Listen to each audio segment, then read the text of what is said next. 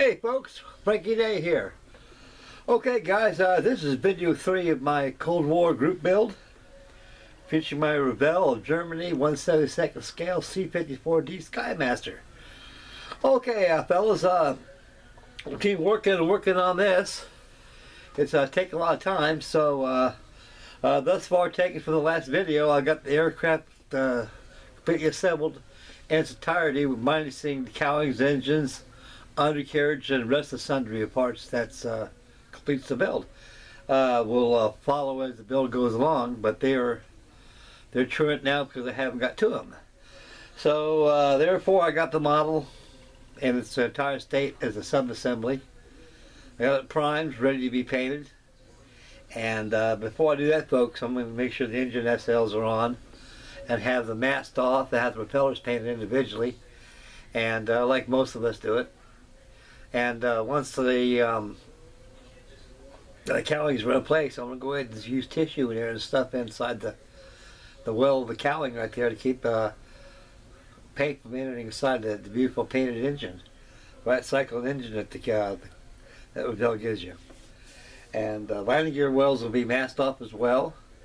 And still talking about wheel wells, the landing gear covers are actually molded in the retracted position.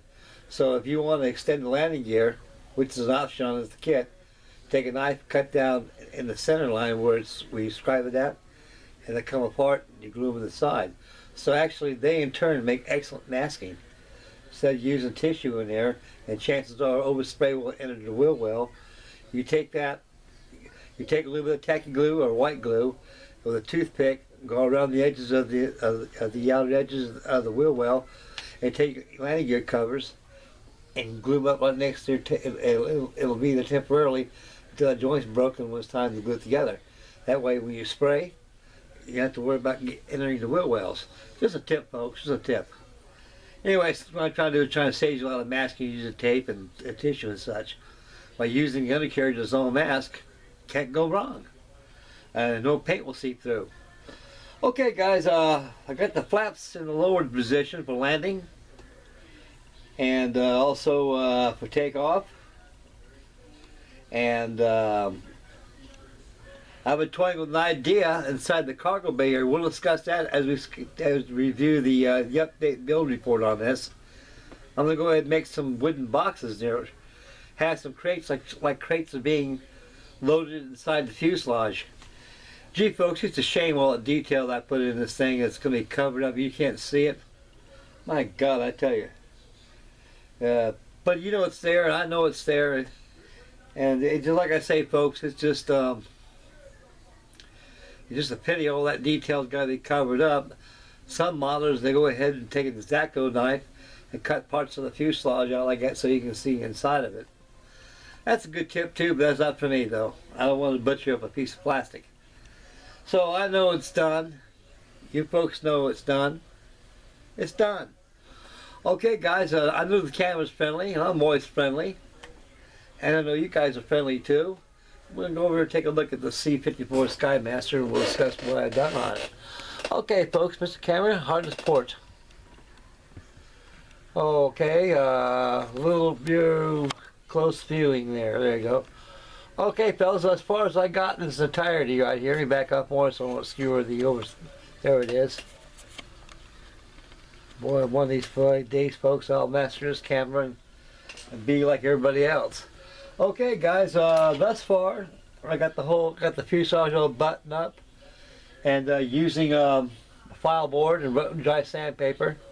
All the seams have been completely eliminated. No filler was used at all in this kit, folks. None at all. So the best filler it is to use when you use your Tamai extra thin. You squeeze the fuselage and hold it there for a while. Also, you clamp it down. You'll notice there's a little puddle that comes up between the joints. Leave it there. When it dries, you take your sanding board and sand. It serves as a filler. So that's why I say, folks, no fillers used on the kit. And we'll rotate this airplane a little bit more, and give you a good idea how much is done on it. And it's going to look real nice with all, we get that polished aluminum on there. I'm thinking about going ahead and using some Alcads, folks. I never used that stuff before. I have a couple good modeling buddies of mine. They say Frank, that stuff is real good stuff. And so yeah, matter of fact, I think I used it. I used it on my Arado float plane I had on my group build I did, and it works out quite well. So folks, there's two types of Alcads out there you can get. You get the non-buffing formula, which is going to be used on this, and you get the buffing type, which you're going to use gloss black. Then go ahead and apply your Alcads. Now on the buffing here, just spray it on the primer. That's what it's designed for. But folks, this is a good tip I want to tell you, folks. When you're dealing with natural finish aircraft like this here C-54 Skymaster, or jets, any aircraft that has natural finish aluminum on it, the best thing to do, especially when it's prime, when it's after it's primed, it's all dry, ready for the finish, to use 4 coats, no more than 4 coats, no less, but 4 coats of gloss out of a rattle can using Krylon Clear. Or you go ahead and use your airbrush formula, whatever there is. 4 coats will do it. Make sure it's all glossed up real good. You gloss up that primer. It's so shiny you can see yourself shave in it. And let it dry for 24 hours. And once 24 hours, the paint is aroma free and dry, ready for the finished aluminum color. But before you do all that, folks, here's a tip too. You know, these de-icer boots, they're a pain when it's all aluminum and sweetly all done. Then you got to mask over the aluminum, the airbrush are black, and chances are you pull that tape off there like that, you're gonna leave residue from the tape on there, and sometimes it could pull off aluminum paint too and destroy the finish. So the best thing to do, folks, is this: is take an airbrush or a brush, whatever floats your boat, and paint your black on there first. When it's dry, then you mask your black paint, your de-icer boots. Trim it with a knife, whatever it is, make sure it's all masked off. Then you go ahead and gloss the aircraft and paint it your whatever aluminum plate you select to choose. So that's just a tip there, fellas. Okay, back to the C-54 Skymaster. We're going to rotate the thing around again some more. And you can see, folks, that the landing flaps are lowered to about 35 degrees. And the landing gear, the flaps of this kit is very, very realistic. It has the Fowler flaps, folks. And the Douglas was really good for making Fowler flaps. The Fowler flaps, more or less, they can change the pitch of the wing too as it comes into landing, keep it from stalling. Make sure you don't go into a shaker. Now right inside here, folks, when this airplane's complete, what I'm going to do is I'm going to make me some boxes, some crates. Loaded inside here. I'm going to have a nice yellow ladder going all the way down. That'll use to balance up the ship. I want to tell you something, folks. This thing has so much detail inside here, it's impossible to put any nose weight at all in this here aircraft. So the best thing to do is, folks, is if you got this airplane in your stash, if you plan on buying it, I suggest highly get it. For the 1950s and Berlin Airlift all the way up to 1966, when they got rid of them all, that used Skymasters no more. The best thing to balance this aircraft is a ladder. Put a ladder on there so it's touching the ground. The landing gear looks like it's pretty strong to me, folks, but I'm noticing on the aftermarket parts on the internet they make white metal undercarriage for this here aircraft. Also, too, folks, I just now found out through the grapevine that Revell Germany is going to make the civilian version of the Skymaster, so they're going to go ahead and make the DC-4, and it's going to probably be United or American Airlines decals. But in any case, folks, it's going to be another hit for the Revell Germany, and like I kid you not, they put a lot of detail in this kit, and I'm very happy with this thing. And everybody's got one of these in your stash. That's a good place to be if you want to build it. I might inspire you to build one. You never know about old Frankie Day here. Anyway, guys, that's about as far as I got in the construction of the C-54 Skymaster, my Cold War group build. And like I said, I'm taking it up to the 1st of January of our Lord 2016. And so I should have this thing finished by next week. Planning on having the final reveal by Tuesday. So I'm going to let this thing dry, and after it dries I'm going to go ahead and start working on the all the engine nacelles on there. Get the engine nacelles all done. I'll get all the engine. I'll get the right cycle on the engines. Give you 4 on there. I'm going to paint the manifolds, the engines, the governor rings, everything. It's going to be beautiful when I get done with them. And I'm going to go ahead and mount them onto the firewalls. And go ahead and I'm going to give the firewalls a wash to bring out the usage of it, and do a little dry brushing using aluminum. And that'll be that. And once that, I put the cowlings in place, stuff the insides of tissue to stop the paint from getting inside the primer paint and the finished paint from getting inside the beautiful detailed previously painted engines I done, and I didn't want to double the pleasure and paint them all over again. So that'll be that right there. And lastly, I'm gonna go ahead and get the undercarriage done. That'll be the last thing I'll do after this thing's finished up. And the last thing I'll do before I apply the decals is I'm gonna move the mask tape out the icer boots and take off the maskings off the windshield, and open up the take the maskings off the portholes.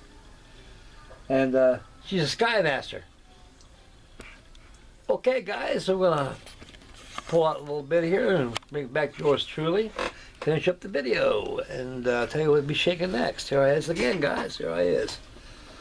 Okay, guys, I did a little bit of spring cleaning back here. I felt like I was being pushed in the corner and got no way of getting out between my stash and these models over here. So I spent pretty much of my time trying to get my little man cave all squared away, ship shape.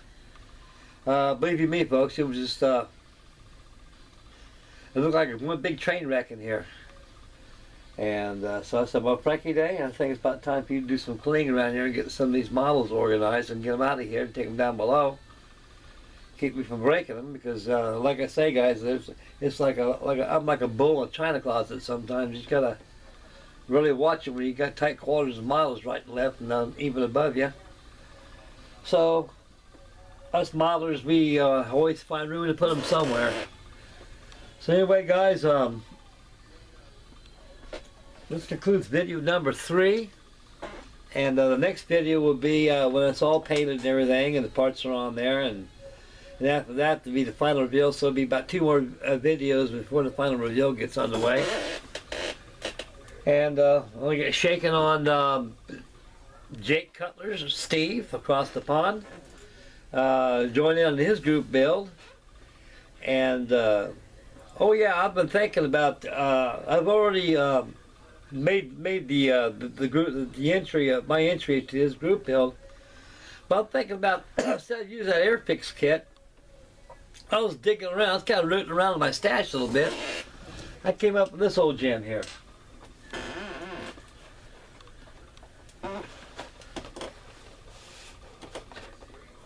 This is a 1963 Airfix C47D. I mean C47 Skytrain or Dakota. I'm thinking about making a nice English Dakota out of this kit right here. This is an old Airfix kit. Right in the box right there, guys. Back in those days, see that $1 right there? That $1 over here? Right there, fellas, that's how much, that's how back in the young days when I was young, when you go into a model shop, you look at the end of that box right there, it tells you how much that model cost.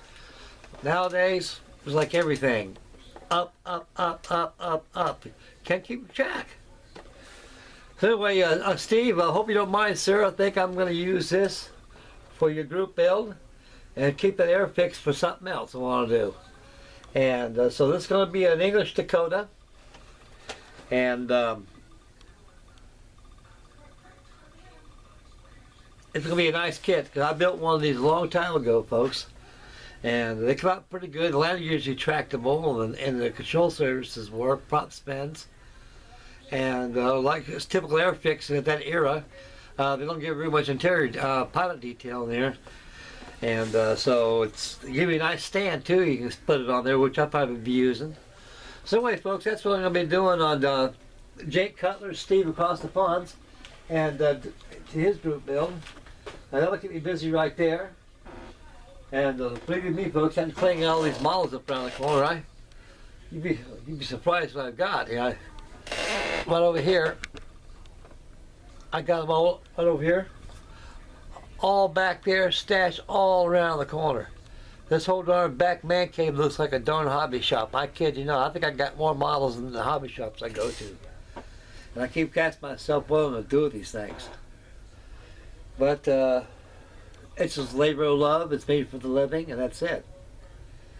Okay, guys, I'd like to thank everybody for tuning in. May God bless. So our next video will be it'll be Saturday. I'm going to try to make a double feature day for Saturday. I got something I can show you fellas. And so Saturday, this thing will be painted all aluminum. All aluminum. And the video after that will be the final reveal. And that'll be that. Put it away for somewhere else to put that, keep from getting busted. Okay, guys, one more time again, this is Frankie Day signing up. May God bless, make Mama happy. And please subscribe. And we'll catch you guys on the next video. And God love you, fellas. And you guys take care of yourselves. We'll catch you Saturday for video number 4. Okay, guys, this is Frankie Day signing off. Getting out of here right now. We'll catch you guys this Saturday. Bye, fellas.